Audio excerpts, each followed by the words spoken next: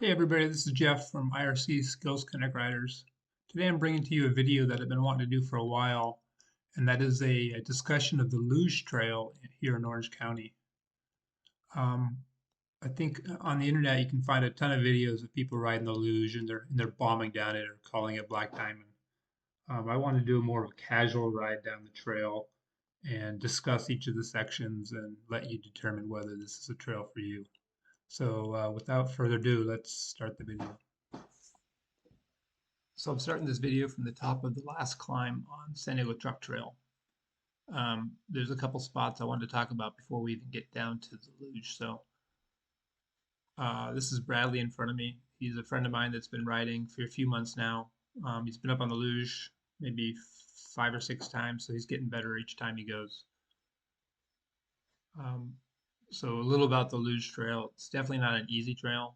If I had rated, it was probably blue or blue plus, maybe even bordering on black toward the bottom. I think with proper technique, it can be rideable by a wide range of riders. When I say proper technique, I mean heavy feet, light hands, good platform position, a good hinge position. Um, See a little roughness there, but this part of the trail is pretty smooth. You definitely want a modern mountain bike for this trail. Um, Disc brakes, preferably a dropper post, properly inflated knobby tires.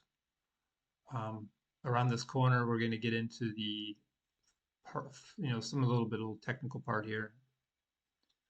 It gets a little rougher, a lot of gravel. See all that gravel on the right hand side that Bradley got into. I prefer to stay up on the embedded rock. Once again, on this left side here, I go into the embedded rock. He gets into the gravel. I definitely prefer the predictability of that embedded rock.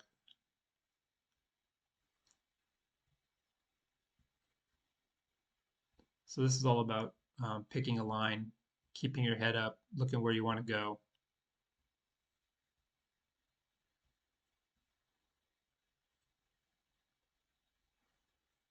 And this part looks easy, but it's still very loose. There's a lot of little pebbles on top of that hard pack. So you definitely got to pay attention, stay in your platform position. Don't relax too much. You see all that gravel still on those inside of the corners.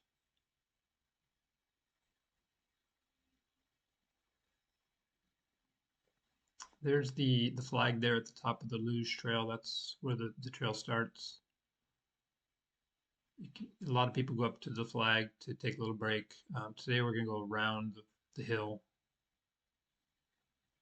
When you come down that hill, it's a little bit steep, a little bit loose.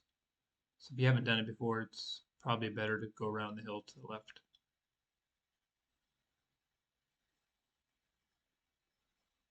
Just a little bit of a preview of the downhill part.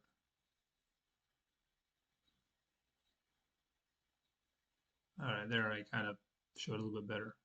See, it's pretty loose, pretty steep. So after a little break, we're going to start. This is the luge trail now. You can see it's kind of a little bit of a V-shaped trail at this point. All that gravel gets kind of washed down into the middle. So try to stay up on the edges, up on the berms. You're going to get better traction up there. Right there, you see all that gravel. There's some embedded rock right there, good traction. Stay out of that gravel. More embedded rock.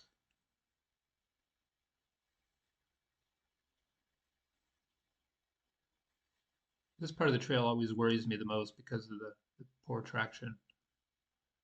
But after this corner here, all that embedded or all that gravel goes away. You get into the part where I consider more like the typical luge, where you've got this nice flowy single track with big berms. There's a little bit of drop right there, maybe 8 inches. You can just let it roll off.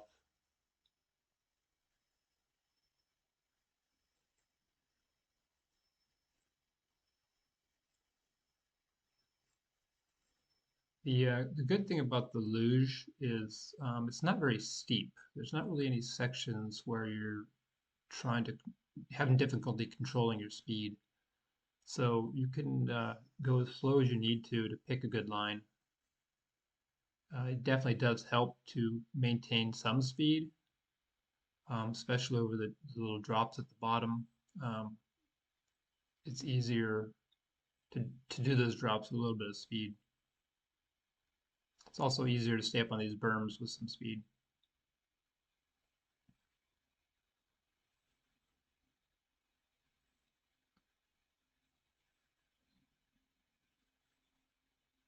This is my favorite part here. We got a little water bar over into this big right-hand berm. Another little right-hand berm dropping down to kind of a little bit steeper part around this little rock on the left, and then this big, huge left-hand berm. There's a little bit of a rough section right there, and then into this nice right berm. So after this, it kind of gets more technical. You'll see this washboardy part right in here. Bump, bump, bump, bump, bump right there. And then there's the first drop. So the drop there, the drop there, the drop there, and a drop right here. All four of those are avoidable by going either right or left. It gets a little bit rocky in here. Another drop, but I avoided it to the right. Another little drop there, also avoided to the right. There's a couple drops a little bit lower down that you can't avoid. You have to go over them. I think that one there is you can't avoid. That one there you can't avoid. And this one here you can't avoid. I think that middle one is probably the biggest drop, maybe 14 inches.